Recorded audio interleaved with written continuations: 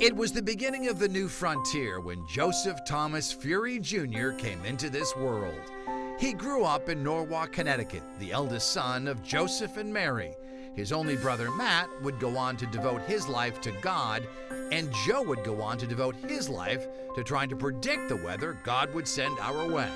At a young age, Joe was fascinated by the weather. His mother said by age 4, he wanted to be a meteorologist. From hurricanes to heat waves, from frost to foliage, Joe knew what he wanted to do and set out to realize his dream. What is the latest? Back then in the 1960s, the weather involved magnets and magic markers. As a teenager, Joe was an athlete playing baseball, soccer, and football at Central Catholic High School. He also had a job at a grocery store, Stu Leonard's. From Norwalk, he went to Villanova University in Pennsylvania, and after commencement, did graduate work under the tutelage of the legendary Dr. Mel Goldstein at Western Connecticut State University, himself a Silver Circle recipient. One of Furey's favorite weather stories is from 1985, when Dr. Mel put him in charge of setting up their big brand new weather data recording station on the roof above the weather office at WCSU. A few weeks later, Hurricane Gloria roared into Connecticut. The WestCon weather team was all excited when the anemometer registered an 83-mile-an-hour wind gust. But then, the new weather station flew right past the window they were looking out and smashed on the ground. Joe had forgotten to attach the apparatus to the roof. Gloria devastated the shoreline, and to this day is still the last hurricane to make a direct hit on Connecticut. Joe had experience doing weather on the radio, and before long, television called, and he made his debut on News 12. This is his very first forecast. Running a northeast flow, some clouds around. We had the clouds around today. One of Joe's favorite stories from his early career was at News 12 when he forecast 1 inch of snow, and we got 1 foot.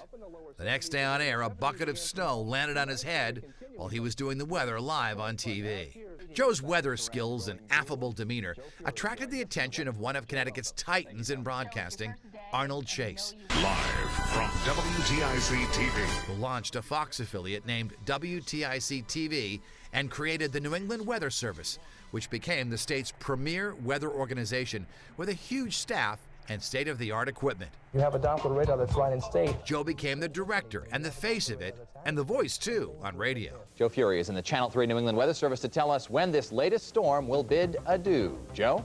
Okay, Dennis, right now, Storm Patrick is really packed his biggest punch.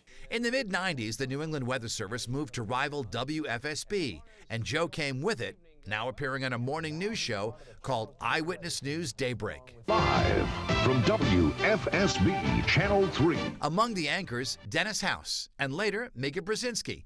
And in the weather department, he became close friends with meteorologist Bruce DePriest, and Joe would later serve as Bruce's best man.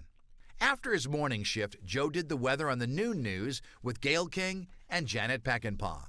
These two iconic anchors helped play matchmaker with Joe and a young producer named Tracy Patterson.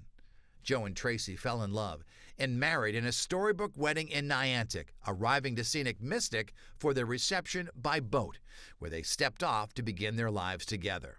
More on that later. We're always on the weather watch here at Fox 61. By the end of the decade, Joe was back on the air at WTIC Fox 61, where he covered some of the biggest weather stories of the new century: floods, blizzards, and Superstorm Sandy. Joe has lived through dozens of nor'easters and hurricanes and is known throughout the Hartford, New Haven market for his uncanny ability to remember names and dates of storms. In 2017, Joe joined Connecticut's ABC station, WTNH, as co-chief meteorologist. He appears on 6 nightly newscasts, at least twice every half hour. Do the math, and that is a lot of weather hits. During all of these television jobs, Joe remained a mainstay on the radio and spent nearly 3 decades doing morning forecasts on WTIC AM 1080, which allowed him to be home when the kids got off the bus, an experience he wouldn't trade for anything, even sleep. Light northerly wind has kept the beaches the warmest this afternoon. Sometimes Joe is recognized just by his voice, and this has happened as far away from Connecticut as Europe. And it's not just the weather. Joe is often pressed into duty to cover the weather angle of a news story, most recently the death of a firefighter who lost his life fighting a brush fire fueled by historically dry conditions. When he's not on Channel 8, Joe is talking with viewers on social media and visiting with them in person at various events across our state. He never tires of meeting new people, catching up with old friends, and one of his favorite pastimes, visiting schools with the News 8 Mobile Weather Lab. Joe can be seen driving around this scientific cruiser all over the state and teaching kids about dew points, cirrus clouds, tornadoes, and so much more. His most important job, a father to four beautiful, intelligent, and accomplished women, Ginger, Maggie, Katie, and Abby. Joe and Tracy raised them in quintessential Connecticut style, including trips to the beach, to cutting down their Christmas trees. Vastly outnumbered by females in his family, we should point out that Joe's dogs have all been boys.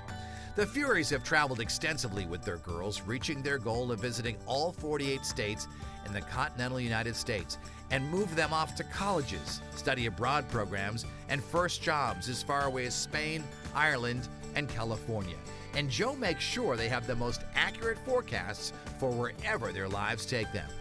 For so many people, Joe Furey is larger than life. From his legendary and highly unique sneezes. What do you plan on doing?